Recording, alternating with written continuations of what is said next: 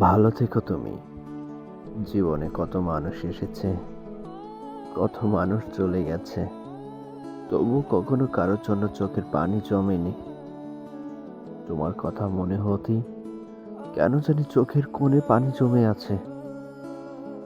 তোমার কথা ভাবতেই বুক চিরে যাওয়ার মতো ব্যথা লাগে। তোমার কথা মনে হতেই আবার চোখ দুটো টলমল হয়ে ওঠে। আসলে কি জানো, তুমি অন্যদের মতো ছিলে না। তুমি ছিলে হৃদয়ের খুব বিশেষ একজন মানুষ। দীর্ঘশ্বাস ছেড়ে ঠিকই প্রভুর কাছে বলি, তোমায় ভালো রাখুক সে। চোখের কোণে জমা পানি যেন অভিশাপ হয়ে তোমায় স্পর্শ না করে।